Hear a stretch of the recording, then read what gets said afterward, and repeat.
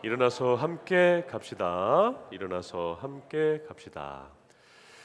네, 정말 추워진 것 같습니다. 우리 사랑하는 성도님들, 이제 겨울이 되었습니다. 이 차가워진 온도만큼이나 사람들은 몸이 움츠러져 있겠지만 오늘 이 시간 주님 곁에서 그 가슴 활짝 펴고 편안한 또한 쉼을 누리고 은혜로운 말씀을 통하여서 회복하시기를 주님의 이름으로 축복합니다. 오늘 아침에 한 권사님이 찾아오셨어요. 그래서 저에게 선물을 주시더라고요. 목사님 지난주에 기도해 주셔서 제가 수술도 잘 받고 회복을 잘하고 있습니다 하고 선물을 갖고 오셨는데 가나 초콜릿을 가지고 오셨어요. 2개를 갖고 오셨더라고요. 가나 초콜릿이 참 마음에 드는 것 같습니다. 며칠 전에 우리 축구에서 가나라는 나라 때문에 우리가 16강에 진출하지 않았습니까? 근데 오늘 가나 초콜릿 선물을 받아서 너무 좋은 거예요. 그러면서 야, 이 초콜릿 하나 받아 나도 이렇게 행복한데 우리 예수님이 하나님이 우리에게 선물을 받으시면 얼마나 좋을까라고 생각해 보았습니다. 우리 지난주에 말씀드린 것처럼 이 대림절 기간은 하나님께는 영광이고 사람들에게는 그 기쁨을 나누는 것이 바로 대림절의 핵심입니다. 그래서 교회에서는 3년 만에 성탄 전야제를 준비하려고 합니다. 각 기관에서 함께 아기 예수께 드릴 선물을 준비해 보시고요. 교회에서는 성탄의 나눔의 기회를 드립니다. 나눔과 섬김을 함께 우리 성도들이 한다면 정말 뜻깊은 이 대림절의 기간이 될 줄로 믿습니다. 우리 무엇보다도 여러분들이 아마 은혜 받을 거예요. 한번 해보시기를 제가 한번 간곡히 부탁합니다. 여러분, 오늘 하나님의 말씀 제목은 꼭 이맘때 우리는 이라고 정해보았습니다. 여러분, 꼭 이맘때 여러분 생각나는 것이 있습니까? 사진을 보면은 무엇보다도 이렇게 따뜻한 아랫목, 저기에 딱 배를 깔고 눕거나 이불을 쓰면 얼마나 따뜻하겠습니까?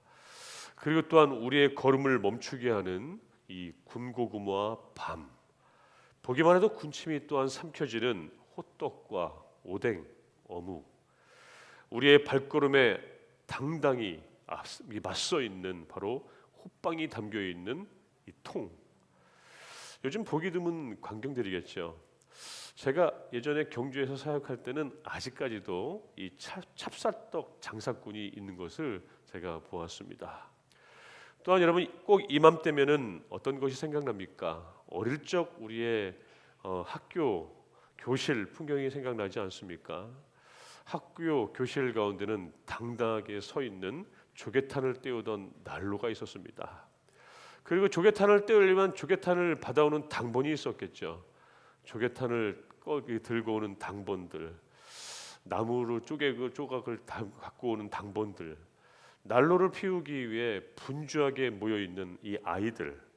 선생님들은 연신 조심하라고 아이들에게 말씀하고 계시죠.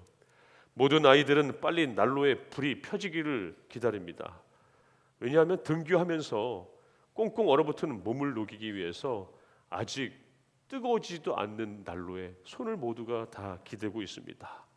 어느새 불이 지펴지면은 근처에 있는 아이들은 얼굴이 빨갛게 변하죠. 그리고 난로가 지펴지면 난로 위에는 아이들의 도시락이 하나둘씩 올라와 있습니다. 순서를 잘 맞춰야지 점심시간에 도시락에 담긴 구수한 누룽지의 맛을 볼 수가 있습니다. 난로가에 있는 친구 하나는 공부보다 도시락을 담당하느라 고생이 이만저만이 아니죠. 어느덧 밥 타는 냄새와 함께 점심시간을 맞이합니다. 이렇게 점심 먹고 어영부영 시간을 마치고 집에 가면은 어머니는 겨울 김장을 준비하기에 분주하십니다. 동네 아주머니들이 모여서 김장을 도와주느라 온통 집안은 정신이 없습니다. 역시나 저녁에는 김장 속과 이 절인 배춧잎이 올라와서 이 식탁을 풍성하게 만들었던 어릴 적 기억이 꼭 이맘때면은 생각이 납니다. 또한 교회에서는 어떻습니까? 크리스마스 발표회를 한다고 어린이들, 학생들, 선생님들과 함께 연극과 노래와 꽁트를 하느라 저녁 늦게까지 교회에서 연습을 합니다. 또한 연습을 하는 동안은 어김없이 선생님들이 맛있게 준비한 간식들이 우리를 참 따뜻하게 만들었던 때, 꼭 이맘때였던 것 같습니다. 특히 또한 연습을 다 마치고 학생들은 연습 끝나고 어떻습니까? 남자아이들은 여자아이들을 집에 바래다 준다는 핑계로 나름대로 데이트를 즐겼던 때가 바로 꼭 이맘때였습니다. 집에 돌아가는 중에 어제와 같이 눈이라도 오면은 정말 신이 납니다. 그렇게 추운 날씨인데도 추운 줄 몰랐던 때가 꼭 이맘때인 것 같습니다. 우리 사랑하는 성도 여러분, 어김없이 우리에게는 12월 겨울이 돌아왔습니다. 그런데 과거와는 달리 우리는 꼭 이맘때가 되면은 왠지 조금은 부담스러움이 같이 밀려옵니다. 성탄절이 있는 이 12월 달입니다. 한 해를 정리해야 한 그러한 귀한 달입니다. 모든 교회가 성탄절과 연말 행사로 정신없는 그러한 달이기도 합니다. 사람들은 연말연시라서 각종 송년회를 계획합니다. 연말에는 언제나 모임이 많죠. 밤거리에는 나이들과 상관없이 술에 취해서 정신을 못 차리는 사람들로 가득 차 있습니다. 그리고 각종 사건이 가장 많이 일어나는 달이 12월이기도 합니다. 백화점을 비롯해서 각종 유흥업소와 상점들은 연말의 대목을 보기 위해서 크리스마스의 의미도 알지 못한 채 크리스마스 트리를 교회보다 더 화려하게 만듭니다. 누구를 위한 연말연시이며 동시에 누구를 위한 크리스마스인 줄 모르는 것 같습니다.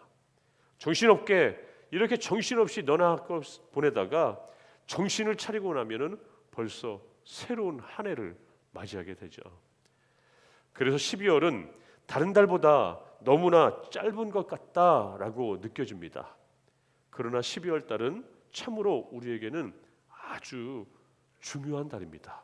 그런데 이 중요한 달에 이것저것 불려다녀 보면은 어느덧 12월이 다 가고 없습니다. 그래서인지 요즘 연말연시는 아름다운 정서가 우리에게 감동을 주는 것보다, 또한 소중한 추억을 만드는 것보다 우리를 정신없게 만드는 그런 계절인 것 같아요. 마치 우리가 장례식집에 가서 상갓집을 방문해서 실컷 울고 난 다음에 누가 죽었습니까? 하고 물어보는 것과 똑같은 것 아니겠습니까? 축하를 받아야 할 대상이 누구인지를 모른 채 축하는 열심히 합니다. 주인공이 빠진 그런 파티는 계속되죠. 그런데 이러한 형태의 이 문화가 이제는 교회 안까지 들어오고 있습니다. 주인이 없는 파티가 교회 안에서도 이루어지는 것 같습니다. 왜 크리스마스가 있는 이 12월이 우리에게 이 정신없이 보내야만 하는 것인지, 마치 누가 더 바쁘게 지내는지 경쟁을 하는 것처럼 모든 사람들이 너나 없이 바쁘게 지냅니다. 어제 교회 연말 정책당일을 다 마치니까 거의 7시가 다 됐더라고요. 3시부터 시작했는데 그렇게 시간이 오래 걸려서 밥을 먹으러 갔는데 사람이 얼마나 많은지 몰라요. 아직도 방마다 축구를 하는지 무슨 야호하는 외침이 있고 뭐 지하자 좋다라는 뭐 잔을 기울이는 소리가 들립니다. 여러분, 8월 달 또한 12월 달 공통점이 무엇인지 아십니까? 각종 예배와 출석률 이런 것들이 다 똑같지만은 출석률이 가장 적은 달이 8월과 12월 달이라고 합니다. 우리 교회 통계를 봤는데도 우리 교회도 역시나 가장 출석률이 많지 않은 달이 8월과 12월 달이더라고요. 참으로 여러분 왜 그렇습니까? 8월 달은 그래도 휴가 기간이니까는 성도들이 집을 떠나서 휴양지로 이동하기 때문에 그렇다고 할 수 있겠지만은 참으로 아이러니하게 이 12월 달은 기독교 절기 중에 가장 큰 절기인 성탄절이 있음에도 불구하고 오히려 출석률이 적다라는 것이에요. 더 재미있고 좀 씁쓸하게 하는 것은 교회에 가는 횟수는 많아도 예배에 출석하는 그 수는 적다라는 것입니다. 왜 예배 출석률은 적을까요? 왜 이런 결과가 나왔을까요? 교회 행사는 열심히 준비하는데 예배는 꼭 참여하지 않기 때문입니다. 요즘은 더 좋아진 것 같아요. 이 온라인 예배가 있어서 그래도 온라인 예배를 이 시간에 같이 드리는 분이면 오히려 다행인데 연속극 재방송 보듯이 아니 저녁에 드리지 뭐 하고 이렇게 나중에 드린 분이 많이 있습니다. 참 안타까운 계절인 것 같습니다. 우리 사랑하는 성도 여러분, 꼭 이맘때면 우리는 그리고 어김없이 한 해를 되돌아봅니다. 지난 1년 동안 우리의 살아온 이 발자취를 한번 돌아보며 내가 과연 어떻게 걸어왔고 내가 처음 정해진 이 목표대로 잘 왔는지를 우리가 한번 살펴보는 그런 이맘때라는 것이에요. 앞으로 우리가 또 어떻게 가야 할 것인가, 우리가 또한 이맘때 꼭 생각해 봐야 할 것입니다. 오늘 우리가 이 주신 말씀에서 우리가 과연 이 한 해를 어떻게 보냈는지, 어떻게 그 목표대로 걸어왔는지, 그리고 잘 가고 있는지, 아니 잘 가지 못한다면 어떻게 방향을 잡아야 하는지를 오늘 주어진 이 말씀을 통하여 우리 함께 은혜를 나누고자 합니다. 바로 말씀은 우리에게 이렇게 말하고 있어요. 바로 어디로 갈 것인지, 우리가 그 길을 걸어가려면 어디로 갈 것인지 목표를 분명히 다시 한번 봐라라고 말하고 있습니다. 여러분, 우리가 걷는 이 인생이라는 것이 있지 않습니까? 한번 내딛으면은 우리가 돌이킬 수 없는 것입니다. 처음부터 그래서 그 목표를 분명히 정해야 합니다. 많은 사람들이 분명히 이 생의 목표가 다 있습니다.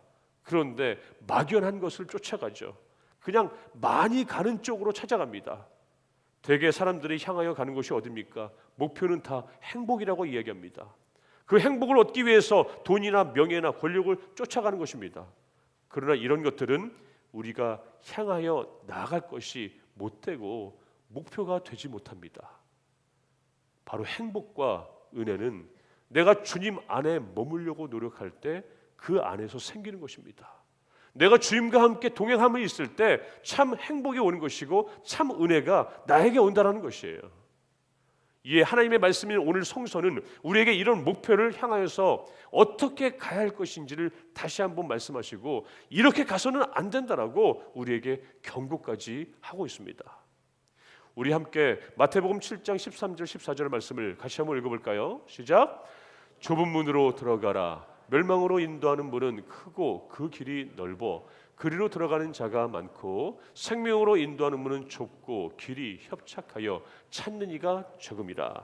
누가복음의 말씀입니다. 시작. 너희는 조심하여 모든 욕심을 물리치라. 재산이 아무리 많아도 그의 재산이 그의 목숨을 늘려주지는 못한다. 우리 사랑하는 성도 여러분, 우리의 인생의 목표는 분명합니다. 바로 믿음의 창시자요 완성자이신 우리 예수 그리스도만 바라보시기를 주님의 이름으로 축원합니다. 즉 우리가 향하여 나갈 인생의 목표는 바로 예수 그리스도예요. 그는 하나님의 아들로서 이 땅에 육신을 입고 오시고 죽기까지 순종함으로 하나님께 영광을 돌리신 분이십니다. 우리는 바로 그 예수를 바라봐야 된다는 것이에요. 우리는 그리스도 예수 안에서 그와 함께 다시 영광을 돌리는 것, 이것이 우리의 참 행복이고 은혜일 줄로 믿습니다. 다른 성경에 찾아보도록 비슷한 말이 많아요. 고린도전서의 말씀을 보면은 그런즉 너희가 먹든지 마시든지 무엇을 하든지 다 하나님의 영광을 위하여 하라. 또한 어떻습니까? 우리가 살아도 주를 위하여 살고 죽어도 주를 위하여 죽으나 그러므로 사나 죽으나 우리가 주의 것이로다. 이렇게 말씀합니다. 예수 그리스도, 우리 생의 목표를 정할 때 우리는 그때 비로소 삶의 보람을 얻는다는 것이에요.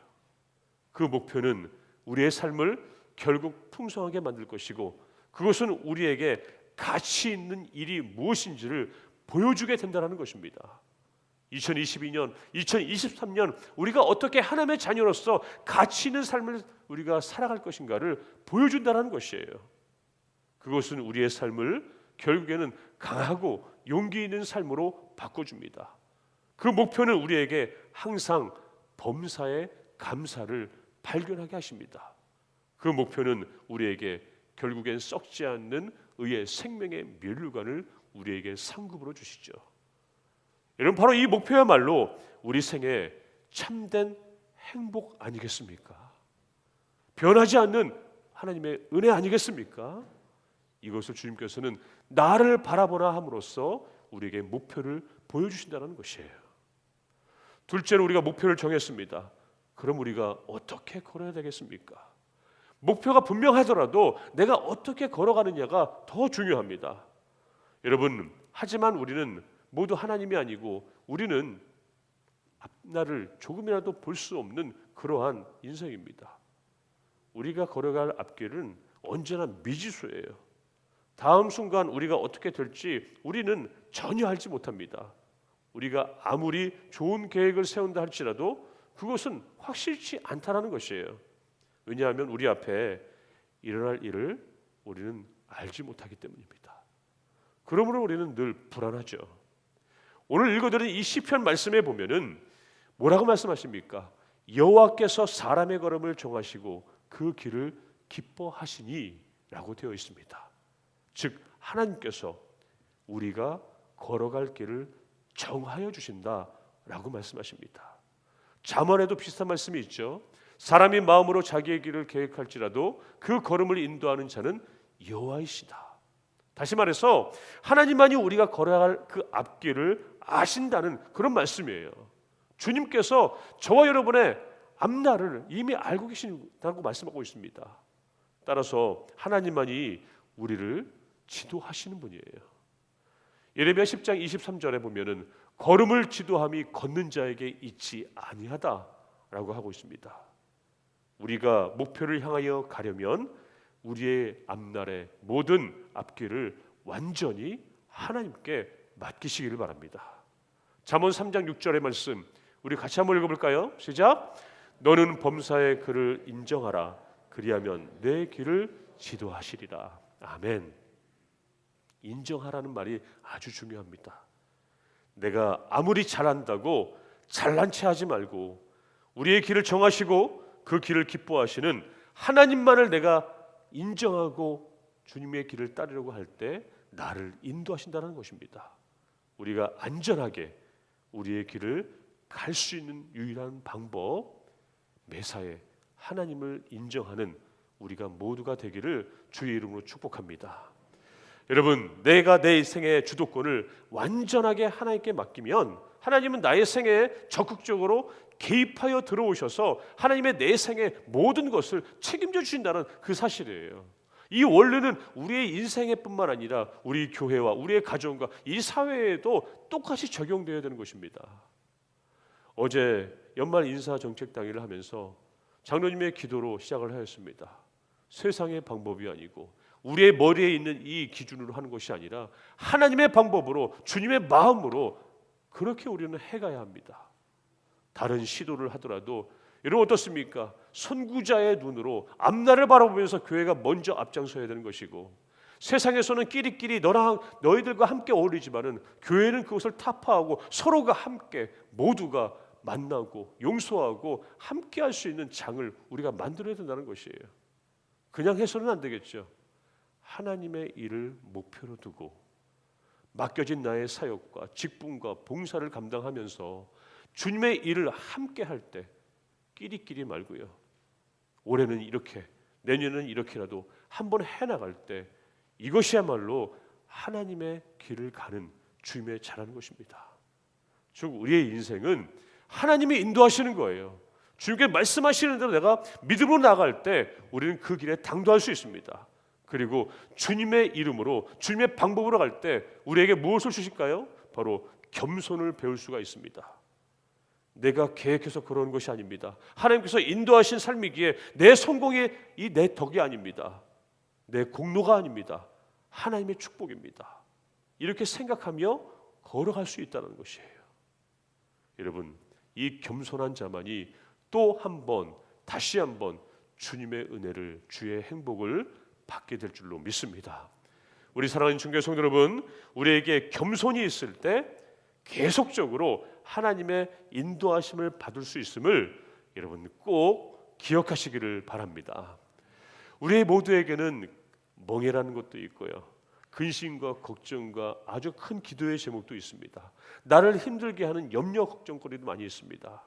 하지만 주님께서는 뭐라고 말씀하세요? 그 목표를 정하였고 나와 함께 동행할 때 너의 십자가, 너의 멍에는 결코 무겁지 않고 가벼워질 것이다 라고 말씀하십니다. 오히려 아니 너의 삶은 쉼을 얻을 것이다 라고 말씀하고 계세요. 우리 한번 말씀을 같이 한번 읽어볼까요? 같이 읽겠습니다. 시작. 나는 마음이 온유하고 겸손하니 나의 멍에를 메고 내게 배우라. 그리하면 너희 마음이 쉼을 얻으리니 이는 내 멍에는 쉽고 내 짐은 가벼움이라 하시니라. 아멘. 우리 사랑하는 성도 여러분, 하나님의 참 은혜, 그것을 깨달으시기 바랍니다. 주님과 함께 늘 날마다 동행하시길 바랍니다. 그럴 때 나의 멍에와 나의 십자가는 더욱더 가벼우고, 아니 오히려 쉼을 누릴 수 있는 정말 시원한 그늘이 되고 나에게 더욱더 큰 힘을 줄 수 있는 원동력이 될 줄로 믿습니다. 그러한 쉼을 얻고 하나님과 함께 동행함을 얻을 때 어떻습니까? 이러한 기적을 우리에게 보여주세요. 80세 된 노인의 모세를 택하여서 이스라엘을 구원하는 인도자로 세우셨습니다. 보잘것없는 농부인 이 기드온을 부르셔서 이스라엘을 미디안 속에서 구하시는 사사로 삼으셨습니다. 어린아이 같은 눈물 많았던 예레미야를 어떻습니까? 큰 예언자로 삼으셨고, 나사렛 한 어린 처녀 마리아에게서 하나님의 아들 예수 그리스도를 탄생시키셨어요. 바로 주님과 함께 나의 삶의 목표를 정하고 동행함을 이어갈 때 그런 놀라운 행복과 은혜는 나타났다는 것입니다. 우리 사랑하는 전교회 성도 여러분, 꼭 이맘때 우리는 자신을 되돌아봅니다. 올해도 이제 달랑 달력 한 장 남았습니다. 엊그제 달력을 이렇게 찢는데요, 뭔가 서운함을 느끼더라고요. 달랑 한 장밖에 안 남았네. 지나간 올 한 해 나에게 참 보람된 한 해였는지, 아니 헛되이 아까운 세월만 보내었는지 한번 돌아보시기를 바랍니다. 만일 아쉬웠던 한 해였다면 지금 아직 한 달 남았습니다. 예수님의 이름으로 섬기고, 예수님의 이름으로 사랑하고, 예수님의 이름으로 용서하는 그러한 12월이 되기를 주님의 이름으로 축복합니다. 꼭 이맘때가 찾아왔습니다. 강단에는 이렇게 크리스마스 성탄 트리가 되어 있습니다. 지금은 뭐 온갖 빨간 거, 노란 거, 금줄, 음줄은 없어도 이 LED 전구가 그 금줄을 대신하고 돌려져 있습니다. 아시는 분은 알겠지만 제가 한번 예전에 동화로 한번 말씀드렸죠. 이 트리에 있는 금줄이 아기 예수를 목숨을 구원 동굴에 이렇게 숨었을 때 아기 예수를 보호한 거미줄에서 유래되었다. 동방의 박사들도 아기 예수께 드릴 선물을 드렸는데 이 거미가 내가 예수님을 어떻게 도와줄까, 이 거미줄을 추는 바람에 이 아기 예수를 쫓던 군사들이 여기에 동굴에는 거미줄이 있어서 없을 거다 하고 되돌았잖아요. 그 동화에 유래된 금줄 음줄이에요. 이 강단에는 어느덧 대림절의 초가 2개가 밝혀졌습니다. 장차 오실 예수 그리스도를 상징하고 우리의 몸과 우리의 마음은 점점 예수님과 가까워지므로 우리에는 회개를 통하여 깨끗한 변함받는 대림절 기간입니다. 여러분은 과연 12월에 무엇을 준비하고 계십니까? 가장 소중한 것, 작은 것 하나라도 주님께 예수를 만나기 위해 그 선물을 준비하는 저와 여러분 되기를 주님의 이름으로 축복합니다. 그리고 무엇보다도 이 남은 한 달 먼저 주님과의 그 관계를 잘 회복하여서 올 한 해 잘 마무리하고 잘 주님과 함께 동행함을 끝까지 사수하는 우리 모두가 되기를 주의 이름으로 축복합니다. 이 자리에 트리가 생기면서 우리가 걸어놨던 생명나무는 어디 있을까? 저기 3층에 보면은 뒤에 저를 아직도 거룩한 부담감을 주면서 잘 보이고 있습니다. 이번 성탄 전야제나 성탄절 때 믿는 사람이든 믿지 않는 사람이든 모두가 설레이는 기간이거든요. 그때 한번 그들을 용기 있게 주님 앞으로 한번 초청해 보시길 바랍니다. 이것이야말로 가장 복된, 가장 귀한 주님께 드릴 선물이 아닐까 생각이 됩니다. 올 한 해 하나님과 늘 동행하는 저와 여러분 다 되시기를 주님의 이름으로 축복합니다. 기도하겠습니다. 사랑과 은혜 하나님 아버지 감사합니다. 2022년도 이제 한 달을 남기고 있습니다. 코로나19의 핑계 아닌 핑계로 형제를 사랑한다고 고백하였지만 여전히 그 형제를 시기하고 분쟁하며 주는 것보다 받는 것을 좋아하며 남의 잘못은 정죄하면서 자신의 눈에 있는 들보는 보지 못하는 우리들입니다. 하나님 우리를 용서하시고 이제 그 길에서 돌이켜 성령님과 온전히 교통하는 승리의 길로 인도하여 주시옵소서. 아버지, 우리가 진정 하나님의 성숙한 백성답게 이번 2022년도가 지나기 전에 그동안 불편했던 형제, 그런 자매와 용서할 것과 용서받을 것이 있다면 지금 즉시 먼저 다가가서 미안합니다, 사랑합니다라고 말할 수 있는 용기를 주시옵소서. 그리고 무엇보다도 참 좋은 꼭 이맘때 우리 모두가 주님과의 관계를 위해, 그 회복을 위해 노력하는 삶이 되게 하여 주시옵소서. 그래서 정말 답답한 마음에서 자유로움을 얻을 수 있는, 그 기쁨을 누릴 수 있는 우리 인천교회, 우리 사랑하는 모든 주의 자녀들 다 되게 하여 주시옵소서. 예수 그리스도의 이름으로 기도드리옵나이다. 아멘.